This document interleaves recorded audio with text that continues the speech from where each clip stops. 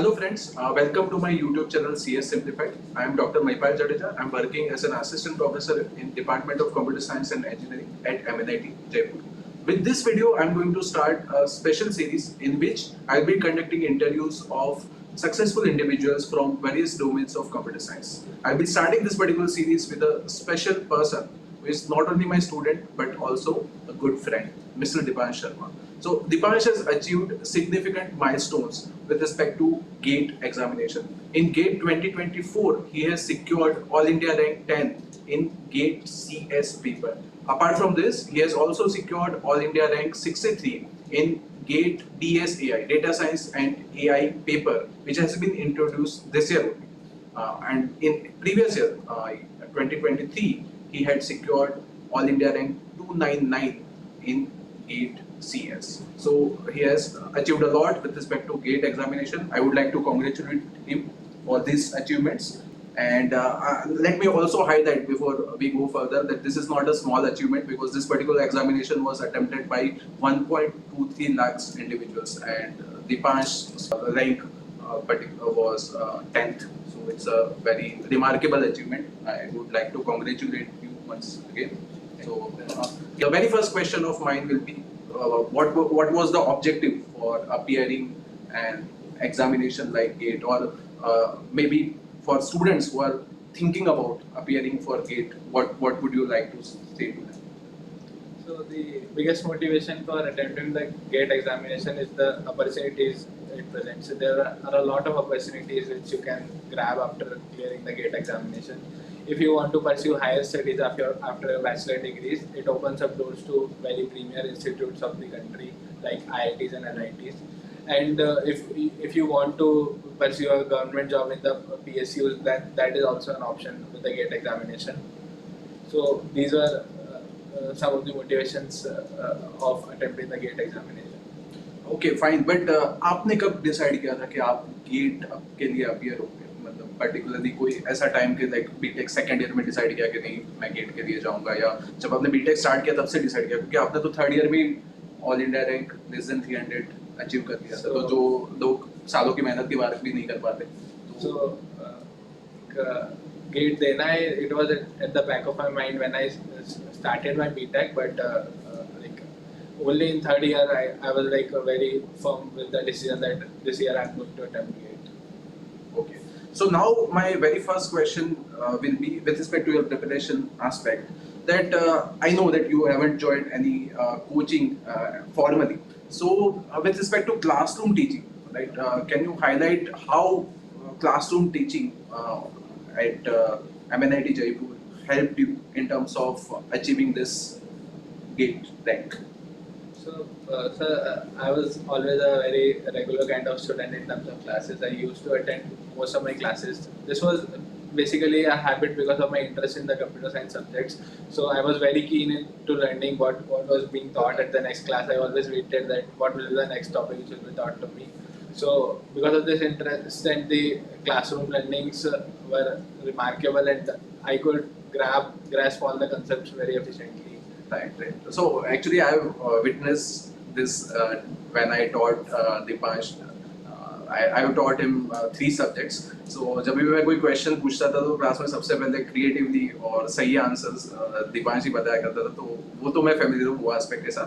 But अब मैं ये जानना चाहूँगा कि ऐसे क्लासरूम में तो बहुत सारे स्टूडेंट्स अच्छा ध्यान देते हैं और वो उसको रिफ्लेक्ट भी होता है सीजीपीए में कहीं ना कहीं, और आपके सीजीपीए में भी रिफ्लेक्ट होता है और आपके बहुत ही बढ़िया सीजीपीए भी है. सो आप चाहे तो बता सकते हैं, क्योंकि दीपांश ने रिसेंटली बीटेक कंप्लीट किया है, तो वो भी बता सकते हैं कि कितना अच्छा उनका ऐसा नहीं कि मतलब वो सिर्फ गेट का कर रहे हैं, वो करिकुलम जो है यहाँ पे उसमें भी काफी मतलब अच्छे से हर एक सब्जेक्ट को अच्छे से पढ़ रहे हैं. तो ऐसा नहीं था कि जो गेट के सब्जेक्ट से वो ज्यादा अच्छा किए बाकी में कम किए, क्योंकि आपके कितने सीजीपीए बता सकते हो? 8.7. सो जो काफी बढ़िया है, मतलब अगर आप देखो तो ऑन स्केल ऑफ 10 8.74, 8.78 काफी अच्छा है. सो अब ये बताइए कि ठीक है, ये तो हो गया कि आपने क्लास में जो पढ़ा है वो अच्छे से आप सीख रहे हो और उस पे जो असाइनमेंट्स दिए जा रहे हो उस पे आप टाइमली वर्क कर रहे हो. उसके अलावा क्या करना पड़ता है गेट के लिए? क्योंकि जरूरी नहीं कि जो सिलेबस क्लास में पढ़ा है उतना काफी है गेट के लिए. और स्पेशली जब आप दो दो अलग अलग डोमेन में दे रहे हो, कंप्यूटर साइंस में भी आप टॉप कर रहे हो और DSAI जो डेटा साइंस है, DI जो अभी अभी इंट्रोड्यूस हुआ, उसमें भी इन्होंने 63rd रैंक अचीव कर लिया। सो यूजुअली स्टूडेंट डिसाइड करते हैं कि या तो कंप्यूटर साइंस का करेंगे या तो AI का करेंगे। तो मैं मतलब आई एम फीलिंग स्पेशल कि उनके साथ बैठने को मिल रहा है जो दोनों डोमेन में अंडर 100 रैंक अचीव कर दिया है गेट में। सो वो क्या स्ट्रेटेजी रही आपकी क्लासरूम के बाहर कि कैसे इतने सारे अलग अलग कंप्यूटर साइंस के सब्जेक्ट्स आप अच्छे से सीख पाए और ना ना जस्ट सीखना काफी नहीं, आपने उसको अप्लाई भी किया, क्योंकि गेट के जो क्वेश्चंस होते हैं वो क्लासरूम मतलब यूनिवर्सिटीज में ऑफकोर्स हम डिफिकल्टी लेवल रखते हैं, बट गेट का लेवल कुछ अलग ही होता है। वो कोशिश करते हैं कि मतलब आप सब्जेक्ट्स को सही से समझें कि नहीं, तो वो उसके लिए क्या आपका तरीका रहा तैयारी का? So, see, the most important part of any competitive exam preparation is the practice of questions. So, like, no matter how much amount of theory you cover, if you don't practice, it won't be of any use. My main thing was that whenever something is finished, I immediately went into practice mode and finished all the questions. And one of a very important thing I did was that attempting test series. So I never backed down from attempting full syllabus tests. Even before my syllabus was complete, I started attempting full syllabus tests to grasp my idea of how good my each subject is and how I'm bad how bad I'm doing in another subject.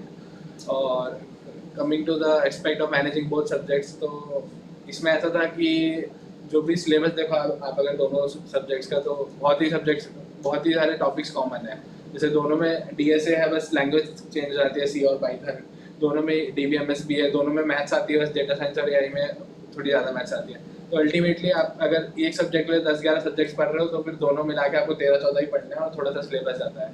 और compare to that अगर आप opportunities देखो, एक दूसरा paper देने से जो खुल जाती हैं वो बहुत ही ज़्यादा है। स्पेशली जो AI वाला फील्ड है उसका तो बहुत ही ट्रेंड कर रहा है हर जगह, बहुत ही सारी अपॉर्चुनिटीज खुल रही है स्टडी वाले एरिया में भी और प्रोफेशनल एरिया में। अच्छा, तो अब मैं जानना चाहता हूँ कि आपने हाईलाइट तो कर दिया कि ये अलग अलग अगर हम यूनियन ले तो बेसिकली अराउंड 13 to 14 सब्जेक्ट्स ही हैं, बट आपने तैयारी कहाँ से की? मतलब क्लासरूम टीचिंग तो ठीक है, मतलब एक एस्पेक्ट हुआ, तो उसके अलावा वो काफी नहीं है, मतलब उसके अलावा भी आपको बहुत सारे टॉपिक्स ऐसे होंगे कि जो मे बी करिकुलम में आ भी नहीं रहे, क्योंकि आप तो AI पढ़ नहीं रहे हो, फॉर्मली तो आप कंप्यूटर साइंस पढ़ा मतलब आपने, राइट? सो उसके लिए आपने मतलब कुछ आप बता सको कि कौन से रिसोर्सेज यूज किए, तो मे बी जो पोटेंशियल एस्पिरेंट्स है उनके लिए फायदा होगा। इसका तो बेस्ट रिसोर्स एक ही होता है जो कि फ्री भी है, जैसे यूट्यूब कहते हैं हम सब लोग। बेसिकली यूट्यूब पे दुनिया भर का कंटेंट अवेलेबल है, आपको जो पढ़ना है वो आप पढ़ सकते हो। तो बेस्ट स्ट्रेटेजी तो मेरे को लगता है यही होती है कि सिलेबस से आप वो टॉपिक उठाओ, उसको यूट्यूब पे सर्च करो, और जो भी आपको लगता है कि इस प्लेलिस्ट पे इस वीडियो पे सबसे ज़्यादा व्यूज़ हैं या फिर सबसे ज़्यादा लाइक्स हैं, उसको आप कवर कर सकते हो। इतने लोगों को पसंद आएगी तो मोस्ट प्रोबेबली अच्छी ही होगी।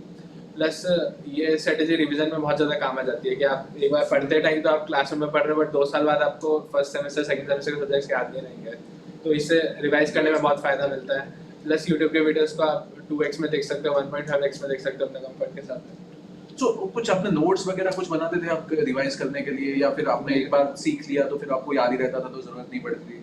नोट्स मैंने क्लासरूम टीचिंग के टाइम तो हमेशा ही बनाए थे। मतलब क्लास में लाइक मेरे को लोग कई बार मजाक करते थे कि इंजीनियरिंग में इतनी कॉपीज कौन बनाता है नोट्स की, तो नोट्स तो मैंने बनाए ही थे, और वो मतलब रिवीजन में हेल्प करते हैं एक बार, क्योंकि मतलब आप वापस जाके वो पूरी क्लास नहीं देख सकते हो अपने पास में जाके, बट उसका पूरा लर्निंग आपके पास हो तो सही रहता है, मतलब वो आपके जल्दी पास ही मतलब रहेगा।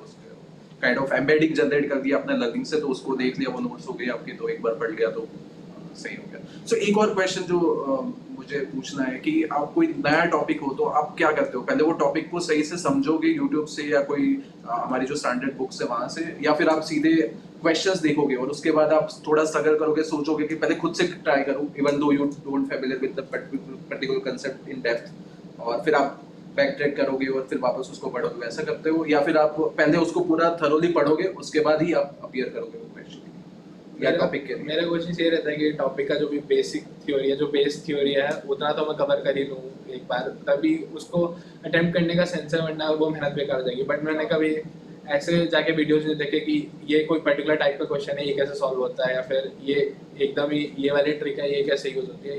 ये हार्ड क्वेश्चन में जनरली खुद ही ट्राई करने की कोशिश करता हूँ सोल्यूशन बनाने की। सो वैसे ट्रिक्स में आप उतना बिलीव नहीं करते, पहले आप पूरा थरोली स्टडी करते हो, ट्रिक्स ऑटोमेटिक फिर आपको मिल जाती है, मतलब आप आइडेंटिफाई कर लो कि ये करेंगे तो वो जल्दी सॉल्व हो जाएगा वैसे करके। सो अब इसके बाद सबसे इम्पोर्टेंट क्वेश्चन कि चलो आपने कोचिंग ली या ना ली, पैसे भी करके आपने तैयारी कर ली, classroom teaching, self study, coaching, test series भी ले ली, बट सबसे इम्पोर्टेंट रहता है कि उस दिन पे परफॉर्म करना, राइट? ये सब भी सब कुछ अच्छा है, पर उस दिन अगर आपका फोकस नहीं है, कंसंट्रेशन नहीं है या स्ट्रेटेजी नहीं है, तो मैं जानना चाहता हूँ कि ऐसी क्या स्ट्रेटेजी होती है आप जैसे टॉपर्स की, जब आप अपीयर होते हैं ऐसी मतलब उसका एग्जाम का भी एक प्रेशर होता है कि इतने सारे लोग अपीयर हो रहे हैं और आपकी भी इतने सालों की मेहनत है, राइट? इवन तो मतलब आपके केस में तो वो वाला तो नहीं बोल सकते, बट इन जनरल मैं बता रहा हूँ क्योंकि आपने तो थर्ड ईयर में भी अच्छा स्कोर किया था, बट इन जनरल अगर जो अपीयर होते हैं तो एटलीस्ट 1 साल का तो गैप लेते हैं बहुत सारे। तो मैं जानना चाहता हूँ कि कैसे आपने वो प्रेशर को हैंडल किया, या प्रेशर था ही नहीं, पहला तो ये,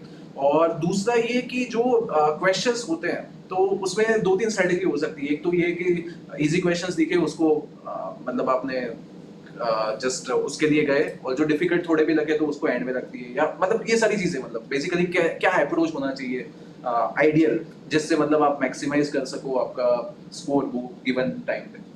अच्छा, प्रेशर का तो ऐसा होता है कि प्रेशर तो हर स्टूडेंट पे होता है। जो AIR 1 होता है उसने भी प्रेशर लिया है एग्जाम देते टाइम, क्योंकि आपको हमेशा लगता है कि इतनी मेहनत करिए तो वो आज कहीं वेस्ट नहीं हो जाए। बट इसी को आप एक मोटिवेशन की तरह ले सकते हो कि आपने अपनी साइड से तो पूरी तैयारी कर ली है, अब प्रेशर लेके तो एग्जाम खराब ही होना है। तो जो प्रॉब्लम है उस पर फोकस करो, एक नई प्रॉब्लम अपने लिए मत बनाओ। और इसका इम्प्लीमेंट मतलब ऐसा माइंडसेट बनाने का बेस्ट तरीका तो मेरे को ये लगता था कि मैं रोज एक टेस्ट पेपर देने बैठ जाता था। लाइक एग्जाम से पहले मैंने 30-40 टेस्ट पेपर अटेम्प्ट किए थे। जब फाइनल एग्जाम आया तो उस दिन लगा कि ये काम तो रोज ही करता आ रहा हूँ मैं, तो बस एक दिन और करना है, इसलिए कोई उतना प्रेशर नहीं difficult करता। नहीं और इस टाइम पे आपको मतलब अपनी सारी स्ट्रेटेजीज भी पता चल जाती है कि मेरे को लगता है कि अगर लाइक एग्जाम के पहले 5 मिनट चुप बैठने से मेरे को शांति मिलती है, या पानी पीने से शांति मिलती है, एग्जाम में कितने बार ब्रेक लेना चाहिए, वो सब आपको पहले ही डिस्कवर होता है। या तो एग्जाम से पहले किसके साथ बात करने से कॉन्फिडेंस मिलेगा। ये सब आपको पहले ही पता चल जाता है। सो इसके अलावा और भी जो इम्पोर्टेंट चीज़ है जो मैं जानना चाहूँगा कि बहुत सारे लोग हैं जो गेट देना चाह रहे हैं और वो उनके लिए बहुत इम्पोर्टेंट लाइफ का बोल सकते हैं कि मुकाम है गेट एग्जामिनेशन, जिसमें वो चाहते हैं कि अच्छा कर पाए। तो कैसे मोटिवेटेड रहे गेट प्रिपरेशन के लिए, क्योंकि कभी कभी बहुत ज़्यादा टाइम होता है तो थोड़े टाइम शुरुआत में स्टूडेंट्स बहुत मेहनत कर लेते हैं, फिर मैंने लेट्स से 4-5 सब्जेक्ट्स पढ़ लिए शुरुआत में, और फिर बीच में गैप आ गया, फिर मैं भूल गया। तो इस टाइप के इश्यूज ना है उसके लिए क्या सजेशन, कोई मतलब मे बी कोई प्लान, नॉट नेसेसरी आपका प्लान सब पे एप्लीकेबल होगा, बट मे बी कुछ आपकी लर्निंग्स जो आप बता सको कि इन जनरल अडेप्ट करने से बेनिफिट हो सकता है स्टूडेंट्स को। मोटिवेशन का तो मैं यही बोलूँगा कि मतलब अगर आपको कभी भी डिमोटिवेटेड फील हो रहा है तो मतलब अल्टीमेटली मोटिवेशन का सोल्यूशन तो डिसिप्लिन ही होता है। कि मतलब आपको अगर 4 दिन पढ़ने के बाद 5वें दिन लग रहा है कि आज नहीं पढ़ने की इच्छा हो रही, तो बस ज़बरदस्ती बैठ जाओ। मतलब अगर आपको लगता है कि कुछ म्यूजिक वगैरह सुन के आपका माइंड फ्रेश होगा तो वो सुन लो, फिर पढ़ने बैठ जाओ। बट कांस्टेंट ये है कि पढ़ने तो बैठना ही है, मतलब उसके अलावा तुम कुछ भी करो।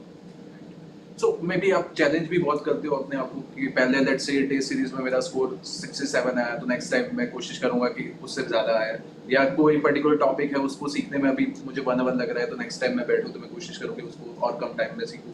तो वैसी स्ट्रेटेजीज भी मे बी हाँ, ये सब आप अप्लाई की मेरा ये तो रहता है कि हमेशा एक प्लान्ड और मतलब एक वेल कैलकुलेटेड आपको अप्रोच रखना चाहिए प्रिपरेशन को लेके। किस सब्जेक्ट को कितना टाइम देना है, कौन सा सब्जेक्ट साथ में पढ़ना है, कौन सा इसके बाद पढ़ना है, ये सब चीज़ें मतलब पहले एक बार डिसाइड कर लोगे तो आगे आधे रीजंस तो खत्म ही हो जाते हैं ये आलस करने के कि आज पढ़ना नहीं है या टाइम वेस्ट होने के। प्लस ये रहता है कि जैसे मेरा भी फर्स्ट टेस्ट जो मैंने दिया था उसमें मेरा मार्क्स 42 ऐसा ही कुछ आया था आउट ऑफ 100। फाइनल एग्जाम में वो 85 तक पहुंच गया था, एक्चुअल जो गेट एग्जाम था। तो यही है कि पहली बार में मतलब ज़रूरी नहीं है कि आपके अच्छे ही मार्क्स आएंगे भले आपने कितनी भी तैयारी करी हो, क्योंकि टेस्ट सीरीज का कुछ अलग ही वो रहता है कंपेयर टू आप नॉर्मली जैसे प्रैक्टिस करते हो। तो वही है कि जो भी मार्क्स आए उसको इम्प्रूव करने का सोचो, वो क्यों बुरे आए ये सोचने मत बैठो। हाँ, इस पे मैं स्टूडेंट्स को यूजुअली यही एग्जांपल देता हूँ कि अगर आपके 1 मार्क भी आ रहा है 100 में से, तो वैसे सोचो कि जैसे एक आ सकता है वैसे बाकी के 99 भी आ सकते हैं। तो दीपांश वही बात कहना चाह रहा है कि वैसे डिसअपॉइंट होने की जरूरत नहीं है, 42 आए ठीक है, नेक्स्ट टाइम उससे भी अच्छे आएंगे और उससे भी अच्छे, ये मोस्ट लाइकली नेक्स्ट टाइम नहीं दे रहे हैं गेट, अदरवाइज वो जो पीछे 0 है वो भी हट जाता तो बट और मैं दीपांश के बारे में ये बताना चाहूंगा कि ये सक्सेसफुल इंडिविजुअल तो है ही, मतलब विद रिस्पेक्ट टू गेट बात करें या प्लेसमेंट की बात करें या करिकुलम की बात करें, पर इससे साथ साथ वो अच्छे इंसान भी है। मतलब वो हमारे जो बीटेक के स्टूडेंट्स हैं उनको जब भी मैं बुलाता हूँ तो वो टाइम निकाल के आते हैं और उनको गाइड करते हैं, तो उनकी ये क्वालिटी उनको बाकी सबसे अलग बताती है कि वो कम्युनिटीज जो है हमारी उनको बहुत अच्छे से सपोर्ट करते हैं और हमेशा अवेलेबल रहते हैं। तो अगेन ये तकरीबन 20-30 मिनट के इंटरव्यू में हम सारी चीज़ें तो कवर नहीं कर सकते गेट के रिगार्डिंग, बट और भी कोई क्वेरीज हो तो आप पूछ सकते हो इस कमेंट्स के जरिए, तो दीपांश आंसर देगा। और दीपांश से कनेक्ट होना है तो उनका आईडी भी मैं डिस्क्रिप्शन में डाल दूंगा लिंक्डइन का, तो उनसे आप कनेक्ट हो सकते हो। उसके अलावा दीपांश आप कुछ बताना चाहो और कुछ? लास्ट में तो मैं सोच रहा हूँ कुछ 2-3 टिप्स बता देता हूँ अपनी साइड से। पहला तो ऑब्वियसली ये टेस्ट सीरीज वाला ही रहेगा कि रोज एक तो उसी टाइम टेस्ट सीरीज दो जिस टाइम आपका फाइनल एग्जाम होना है। जैसे 9 to 12 एग्जाम है तो 9 to 12 रोज टेस्ट अटेम्प्ट करो, 2 to 5 है तो 2 to 5 करो। और दूसरी सबसे बड़ी गलती जो एक्सपीरियंस करते हैं कि टेस्ट पेपर तो चलो आज का दे दिया, उसके बाद उनको आलस आने लगता है तो या तो एनालाइज नहीं करते हैं या कुछ पढ़ने लग जाते हैं उसको बिना एनालाइज करें। ये सबसे बड़ी गलती है। अगर आप उसको एनालाइज नहीं करोगे ना तो वो टेस्ट देना बेकार ही हो गया आपके लिए, क्योंकि प्रैक्टिस तो आप ऐसे भी कर रहे थे। अल्टीमेटली टेस्ट सीरीज को एनालाइज करके ये नहीं देखना है कि जो क्वेश्चन गलत है उनका सोल्यूशन क्या है, ये एनालाइज करना है कि ये वाला टॉपिक मेरा वीक है, ये वाला टॉपिक मेरा स्ट्रॉन्ग है, इसको और पढ़ना है, इसमें टाइम देना कम कर सकते हैं। और इसके अलावा मेरा वही रहेगा सजेशन कि मतलब करते रहो ये, मोटिवेशन आपको मतलब रिजल्ट से अपने आप दिखने लगेगा। अल्टीमेटली फाइनल दिन तक आपको ट्राई करते रहना, बीच में हार नहीं माननी है। ओके, सो एक मतलब वीडियो के एंड कुछ अच्छी बात से करते हैं और कि जो रिजल्ट आया उसके बाद आपका सेलिब्रेशन कैसे रहा? मतलब ऑल इंडिया रैंक 10, ये मतलब बहुत ही यूनिक फीलिंग है और बहुत ही जो कम गिने चुने लोग हैं उनको ऐसा, मतलब इसको हम शब्दों में तो व्यक्त नहीं कर सकते। इवन मैं भी इतना खुश था कि उस रात में सो नहीं पाया कि मेरा स्टूडेंट इतना अच्छा रैंक लेके आया। तो आपका कैसा रहा वो, जब आपने रिजल्ट चेक किया, कैसे चेक किया था और उसके बाद मतलब क्या वो मोमेंट्स रहे? ऑनेस्टली तो जब रिजल्ट चेक किया तब तो एक बार तो मैंने वापस ही चेक किया रिलोड करके कि सच में यही रैंक है या नहीं। तो उसके बाद फिर सेलिब्रेशन में मेरे लिए तो सेलिब्रेशन का मतलब यही होता है कि मतलब सबके साथ टाइम स्पेंड करो। तो मैंने अपने उस टाइम मैं था नहीं घर पे, तो अपने सबसे पहले अपने पेरेंट्स को कॉल किया, अपने बेस्ट फ्रेंड्स को कॉल किया, फिर सर को ही कॉल किया था बताने के लिए कि सर अपनी मेहनत सफल हो गई फाइनली रैंक आ गया है। बस यही था। फिर तो उसके बाद से तो दोस्तों के साथ चल ही रहा है कुछ ना कुछ। ओके, थैंक यू दीपांश, आपने बहुत ही मतलब डिटेल में बताया क्या स्ट्रेटेजी होनी चाहिए, क्या मोटिवेशन है गेट एग्जामिनेशन के लिए, और कैसे अगर आप मतलब अगर इसको समराइज करें तो यही है कि आपको हार्ड वर्क बहुत करना है और साथ में ऑब्जर्व करना है कि क्या गलतियां आप कर रहे हो थ्रू आउट द जर्नी, और उसको रिपीट नहीं करना है और कभी डिसअपॉइंट नहीं होना है, तो इवेंचुअली सक्सेस मिलनी है। So thank you so much Deepansh, thank you. Thank you for watching this video on CS Simplified. If you enjoyed it, please hit the like button and subscribe to my channel for more content. Your support helps me create more valuable videos. See you next time.